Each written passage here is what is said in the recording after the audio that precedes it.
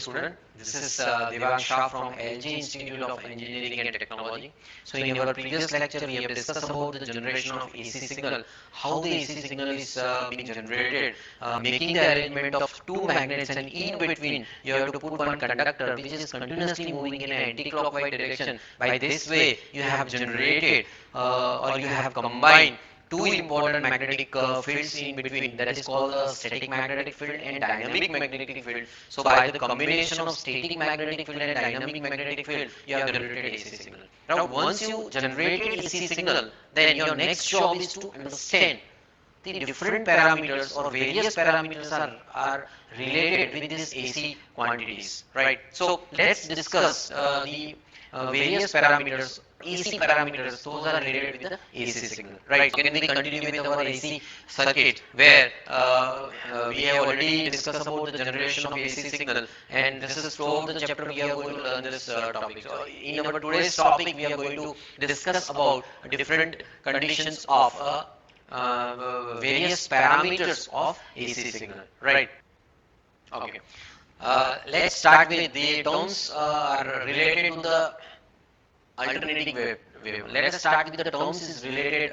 These terms are related with the alternating waveform, right? So here you can find this is the AC signal or it's a waveform where in waveform there is a time, there is a magnitude. All these components. Let's first discuss about what do you mean by the cycle in this particular waveform, right? Cycle is nothing but the representation of angle 0 to 360. So it's a complete revolution. This is nothing but the complete revolution of this conductor or a loop in between these two magnets. So here we define our first term as a cycle is nothing but the one complete set of positive and negative value of an alternating quantity is defined as a cycle, right? The amplitude for a first half cycle is positive and for another next half cycle is a negative. So it's nothing but the one complete set of positive and negative values of this alternating quantity is defined as a cycle here.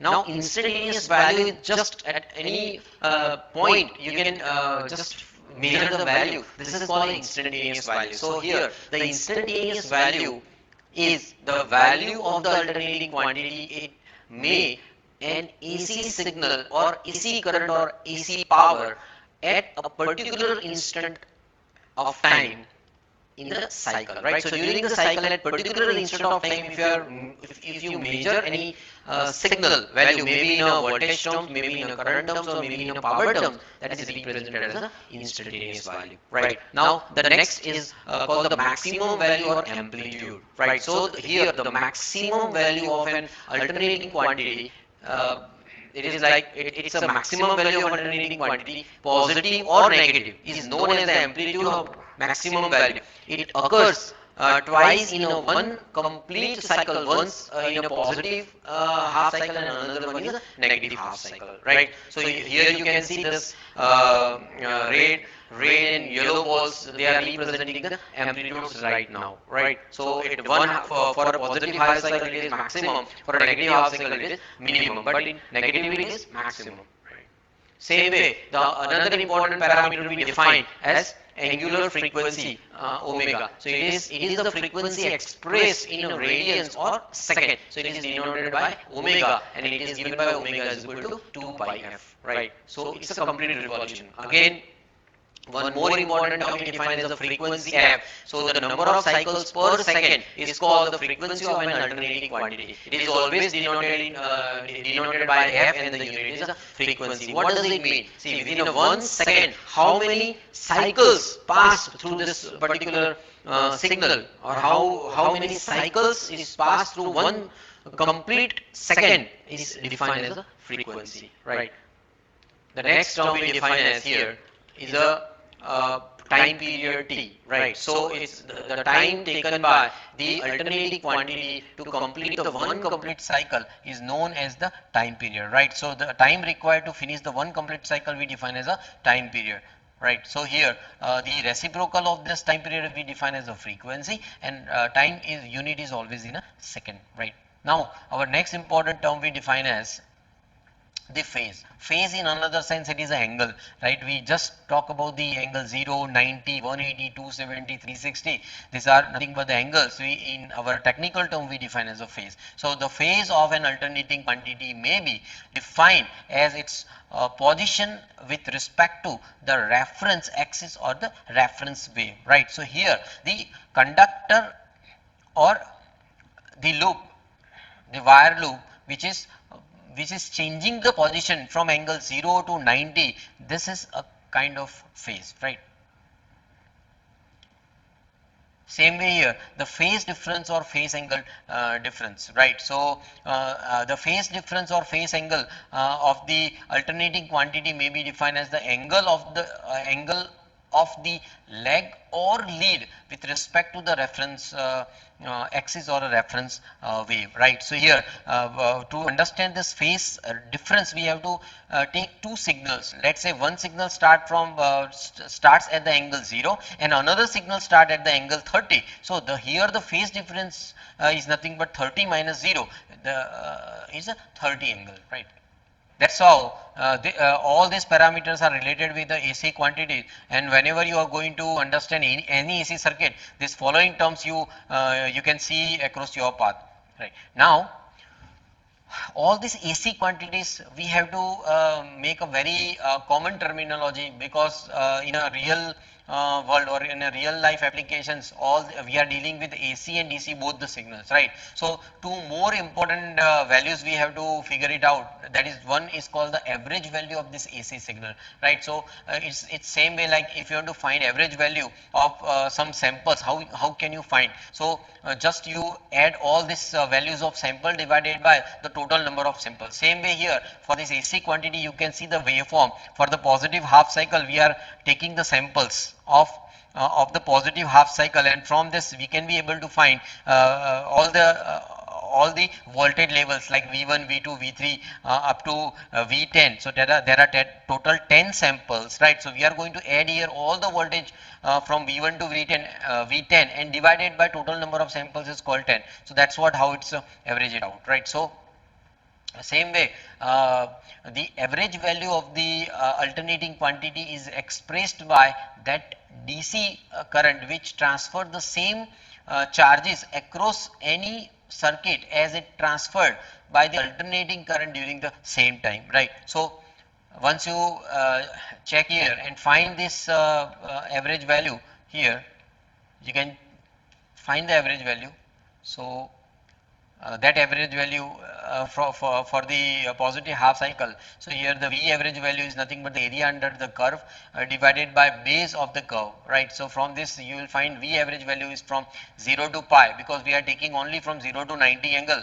So from 0 to pi, Vm sin omega t into d omega t divided by pi, right? So we are taking the samples from only 0 to pi. So once you are going to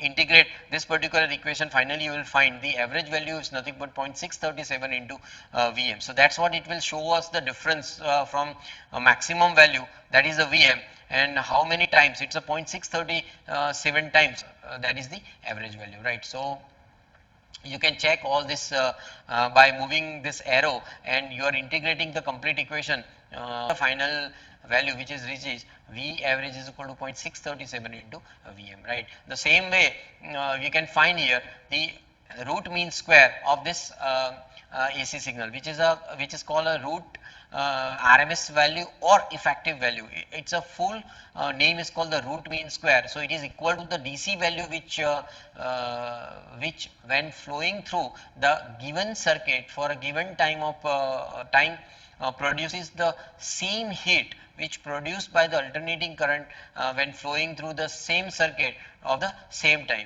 It is given by here the V RMS is nothing but the under root of sum of all square of instantaneous values divided by total number of the values. Same thing, we are taking here half of the portion, that is a half cycle, where we are taking all the voltage levels like V1 to V10, and we are making all the square of this. So we are taking the addition and taking the square, put it in under root divided by total number of samples we define as a 10, right? So by this way we can find the RMS value where the same heat can be transferred for both the AC and DC for a same circuit and for a same time. We are taking the integration of this term where V RMS value is nothing but the under root of area under the square curve divided by base of the curve. You can find this. So my V RMS value is nothing but the under root of the total area. Now for me it's for 0 to 2 pi, 0 to 360, you will get the complete swing of this signal. So it's a under root of integration of 0 to 2 pi Vm square into sine square omega t into d omega t divided by 2 pi. Now you are taking here sine square omega t is equal to, in trigonometry you will find 1 minus cos 2 omega t divided by 2. Now you are taking the integration of this term, you will find the Vrms is equal to under root Vm square divided by 4 pi and in this particular equation, so omega t from 0 to 2 pi and sine 2 omega t divided by 2 from 0 to 2 pi. This is what the limit is. So finally you will find, finally you can see the equation where Vrms is equal to under root Vm by 4 pi into 2 pi minus 0. So the final equation is nothing but V RMS is equal to Vn by root 2. So here you will find the relation V RMS in the maximum value, that is V RMS is equal to 0.707 into Vm, right. So this two most important AC parameter where average value and RMS value, right. Now why we are learning this two value is to find the judging parameters. Now there are two most important judging parameters whenever you are going to do the generation of any signals,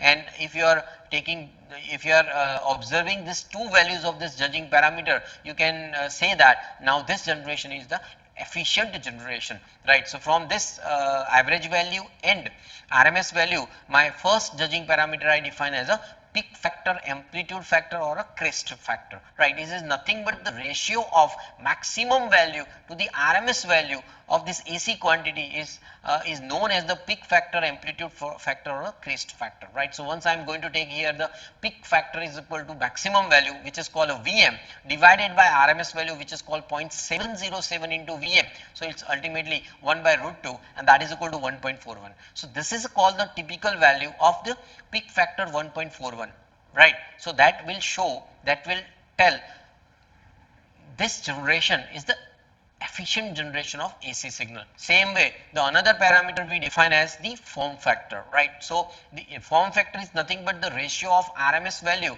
to the average value, right. So RMS value is 0.707 into Vm divided by the average value is 0.637 into Vm. Once you do this, you will find the typical value is 1.11, right. So always remember, in a peak factor is always 1.41 and form factor is always 1.11. Our plant, let's say you are generating AC signal and finally at the output you are getting these two terms as a peak factor and form factor. These two values, you can be able to say that, you can conclude that the generation of AC signal is efficient, right. Thank you dear students.